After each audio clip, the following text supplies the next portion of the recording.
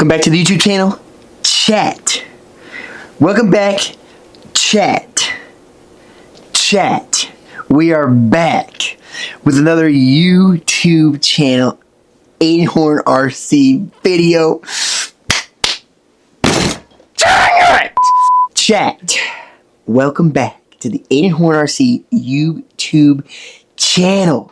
We are back with another banger of a video here. Today we'll be going over the 4-wheel drive playbook. You guys ate up the video for the 2-wheel drive from Wisconsin. And you know what? We'll hit you with the 4-wheel drive version here with the B74.2DCE. B74.2DCE edition from Associated. We'll be walking you through the changes I made at the race. A little bit of setup tips from track to track. It's working for me. LFG. Yeah! We're going to be starting off with the front end of the vehicle and some things that I look at throughout the event. So this is my pointer stick here. And, you know, not a ton of things in the playbook here for the 4-wheel drive. This platform seems to be pretty universal for the layouts that we run on. And, you know, it's never bad to drive, so don't really have to change it too much. But here are some things that I do look at. Starting with this upper front camber link, I will adjust this outer ball stud shim here from track to track. If I need the car to be a little bit easier to drive, I will drop this down to 0. Or if I need more steering, I will go up to 2. Or if it's just right where it is right now, a nice little balance there, 1 millimeter is just fine. This is a pretty sensitive adjustment, and it does make a pretty big difference, even just 1 millimeter on the track. Moving on to the inside of this same camber link, basically the same thing. So this is your camber link, right? The more you angle it like this, whether it's from outside or inside, the easier the car is to drive and the more numb the steering feel is. So if the car is super aggressive and needs to be a little bit easier for you to drive, then you could raise this to the up position. I always keep it in like the center row. I don't really go out, just this row instead of this row. You know what I'm saying? Just up or down, and I never really use the bottom hole. It's just the center or the top because, like the outside, this is a very sensitive adjustment. So right now we have it pretty neutral, and if anything, this is more of a aggressive front camber link setup because, like I said, I never go down all the way right here. It's right now in the center, which is the more aggressive setting that I will run it in compared to up. So that's all for the front end. For the front camber link setup there, and honestly, not a lot of changes being made to the front end here. I messed with the front pills a little bit in qualifying. I had all the way narrow and maximum kick up on the front end, which is a pretty standard position to run it in. I pretty much always run the front pills narrow, like all the way towards the center of the car. But I will adjust the kick up from time to time. More kick up is typically easier to drive, but I was fighting for a little bit of steering at Hobby Action and need a little bit more speed in those corners, so I went center 1 in and center 1 in as opposed to 1 down, 1 in, and 1 up, 1 in. So that livened up the car a little bit and gave it a little bit more steering. Those were the only 2 front-end changes I made throughout the week, and everything else kind of stays pretty standard. Some things that never really change for me is I always run the 0 steering plate for that sharp feel. Pretty much always run a 5 millimeter front hex. Always inside here, and 90% of the time I have the shock stood up here. And I'll lean it in if I just need a little bit more steering, but it typically gets pretty hard to drive like that, so pretty much always have the front shock as stood up as it can go. I ran a red, AE red 13 millimeter front spring. I'll sometimes run a 1-up pink if I need the car to be easier to drive, or an AE yellow 13 millimeter if I need a lot of steering. And other than that, we have a 1-2 front bar on there. almost all the time. If I need the car to have a little bit more steering, I'll go to a 1.1, and if I need the car to have a little bit less steering, I'll go to a 1.3, but pretty rare scenarios there. I basically just tune this camber link angle more than anything else on the front end of this car. I always run the 9-degree front caster block. I know that Spencer has great success with the 8 degrees, but for me and my style, the 9-degree is a little bit easier to drive. And that's going to wrap it up for the front end here. Diff setup. I always run 2-gear HTC, and that'll vary the oil a little bit, but majority of the time, I say 95% of the time, it's 15,000 CST, and that is with the metal gears, because the plastic ones, if you only run 2 gears, they will strip out with a modified car on all this traction. So if you're going to run the 2-gear setup, they got to be metal, and that is that. 15,000 in the front.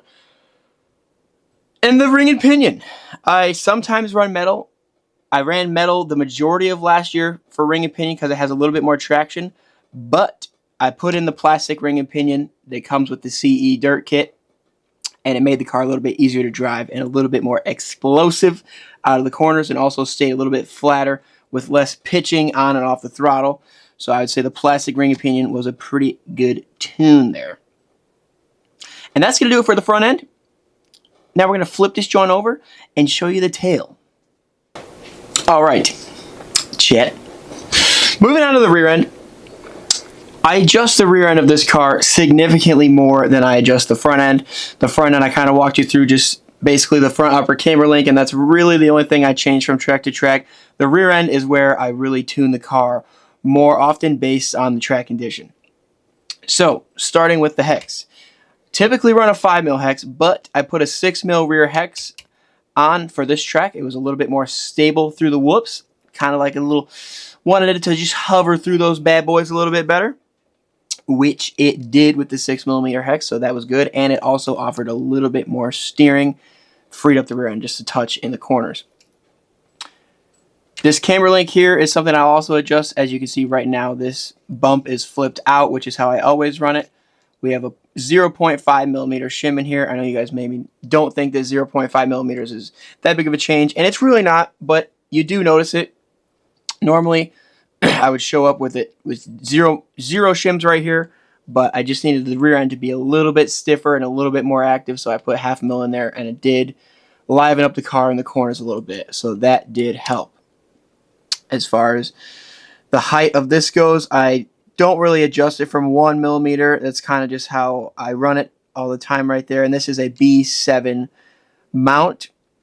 So it's essentially 2mm with the B74 kit mount right there. And the hub is in the center position with 0 axle height as well as 0 diff height.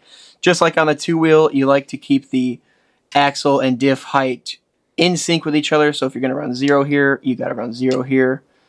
And that seems to be the most balanced feel. But I do pretty much always run 0 on dirt specifically, just because it offers the most rear traction, and with how much motor these things have, you do want maximum rear grip because it offers just the best drivability to not blow out throughout your run. Much like the front bar, the rear bar doesn't change much. We got a 1.3 on here right now, so a 1.2 front and a 1.3 rear.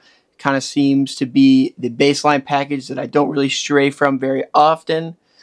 If you need a little bit more rear grip, you can try a 1.2, but honestly, I would keep the 1.3 on there and tune for rear grip in other ways, like the pills.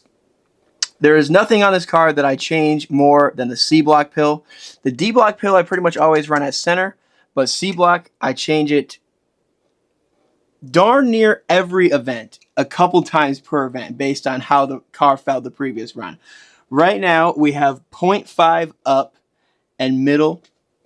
So from center, adding a 0.5 degree of anti-squat should give a little bit more steering. And if you need a little bit more rear traction, then you can go 0.5 up and 0.5 in, or just 0.5 in. Or if your car is super flippy and you're traction rolling a lot, then you can just go center and 0.5 down to take out anti-squat, because less anti-squat does tend to traction roll less and have an easier to drive feel. So that is a pretty big tuning thing for me, is the C-block pill. That's kind of what I look at first every single time. And yeah, right now just 0.5 up and center, but if I need a little bit more rear grip, we go 0.5 up and in, or if I needed a lot more rear grip, then we would go 0.5 in with no added anti-squat. The arm is shimmed forward right now, which is pretty standard for me. If the car is flipping a lot and the anti-squat doesn't really help, then we can move the arm back or middle, because the longer wheelbase does tend to traction roll less, much like taking out anti-squat. Moving on to the spring package, we're running a 1-up blue rear spring. I really like the way the 1-up rear springs feel on this car specifically. They just seem to be a little bit more planted and plush to drive. And I just go back and forth between a 1-up blue and a 1-up yellow. If I need more rear traction and just want the rear end to be a little bit more planted, then we'll go to a 1-up yellow rear spring. But we had plenty of that, and we needed a little bit more steering and corner speed, so we went up to a 1-up blue, and it seemed to be a pretty good spring for that track.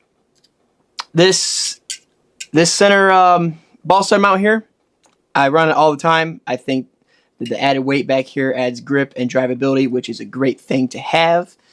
And we got 3 mils on this John. Pretty much always run 3 mil right there. Never really changes. And rear diff package, we got the same setup as the front with the 2-gear metal HTC internal gears and the plastic ring and pinion, but we have 10,000 weight CST in the rear diff. It does feel pretty light, just feeling it with your hand, but it seems to be a good baseline, and it's what I run in my diffs pretty much everywhere I go. So that is a pretty good setting to have. And that should wrap up the rear end.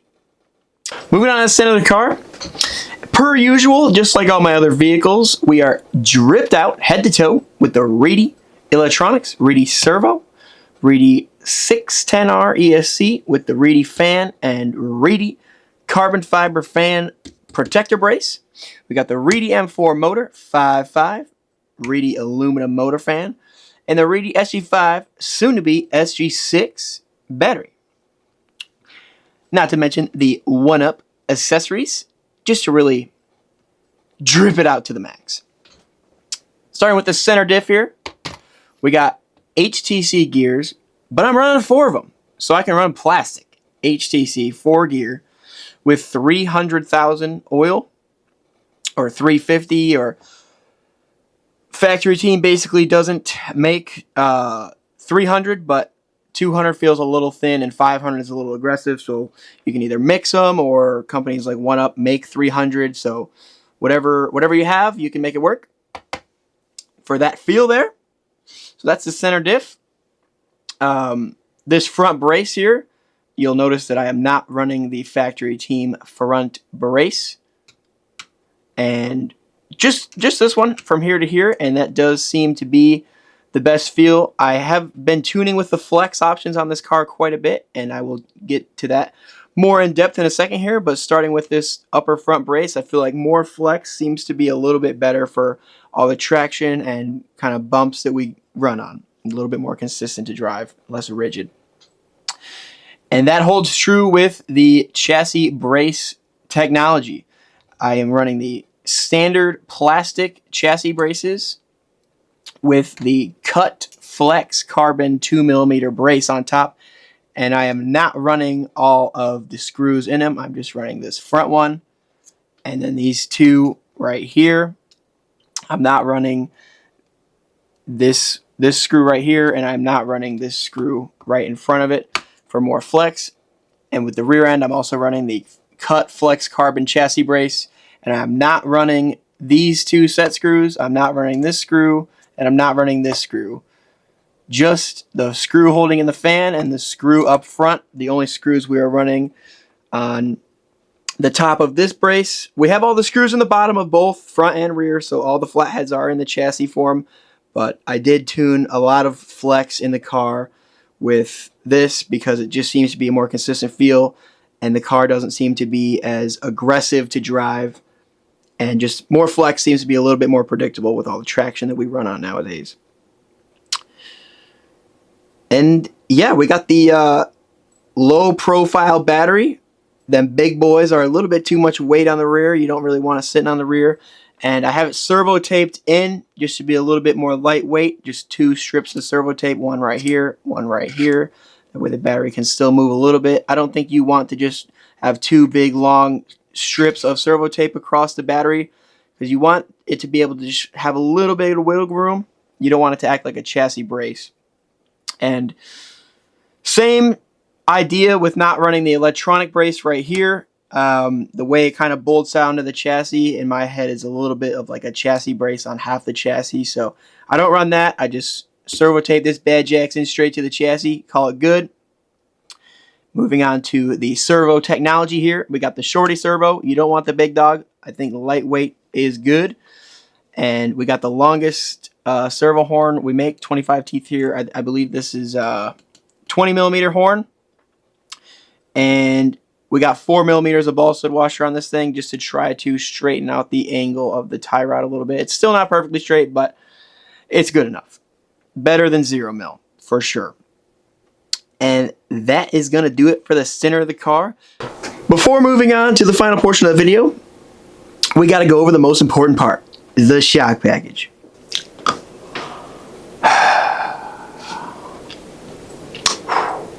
Alright. So, I did tune the shock package quite a bit throughout the week, but luckily for us, I remember exactly what we finished on for the weekend. It was dialed. So, in the front shock, we ended up running a thin piston, 2.0 thickness that is, with one hole 1.6 and one hole 1.7. And that had 37 weight oil. We did that with the longer of the 2 options. I believe we have a 21 millimeter and a 23 millimeter front shaft option. So we have the 23 millimeter front shaft option. When you run that, you have to have a 2 millimeter shim on the inside of the shock. We do that to kind of raise the piston and have some oil underneath to work with there. I don't really know what that does handling wise. I haven't really tested it back to back a whole lot, but that's just what I've ran for the longest time. And we have a +4 front eyelet with the stroke at 21.3 millimeters. And like we went over before, the team associated 13 millimeter red front spring. And then the rear shocks, we have the same thickness piston, that 2.0 thickness piston, with a 1.7 and a 1.8 for the holes, and 27 weight shock oil. So 37 front, 27 rear. Pretty thin package, mainly for the whoop section there. Also just helped with traction. I mean, the car felt great going around the rest of the track, but it definitely was better in the whoops being a little bit thinner, just being able to absorb the motion of the ocean a little bit better. And we have a 0 eyelet with 28 millimeter stroke, and as mentioned before, a 1-up blue front spring. Moving on to the tire and aero package, we got the lens body by Hot Race. It's called the Urus 4, available on lensbodies.com. I really like the way this body handles. It's definitely a little bit unique to look at, but it definitely has some handling characteristics that I do like a lot. It's got a lot of traction and a good balanced feel of steering to go along with it as well. I drilled these holes in here so it would help ventilate the electronics a little bit, and also it was a little bit smoother to drive without this steep part pushing the car down so much. But overall, really happy with how it's feeling. It's the lightweight body and seems to be working pretty good so far. For as far as the tires go, we have the new Hot Race Slick V1, and you no longer have to steal them out of my pit because now they're available online. You can look for them on A-Main Hobbies or JTPRC as of now. Hopefully we can get some more distributors going soon, but right now those are the places to get them. We got the white compound Slick V1 4-wheel front with the glued front sidewall, and the insert is glued to the wheel for a little bit easier to drive feel, a little bit number steering. And we got the white compound slick V1 rear with just the regular foam that it comes with, and the insert is not glued to the wheel just because it's got more traction when you don't glue it.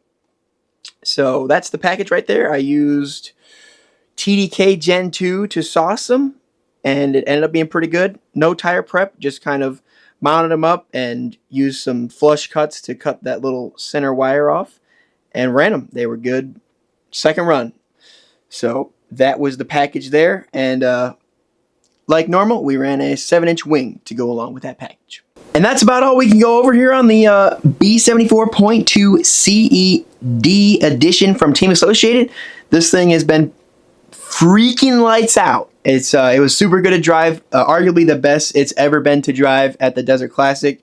We were able to get the W, and yeah, that's kind of the playbook with the four-wheel drive. Good baseline. It's been pretty darn good anywhere I throw it down with this starting setup, and it doesn't need much. It doesn't need much, you know. It's like a nice, loyal little puppy dog. You just give it a treat, maybe a walk once in a day.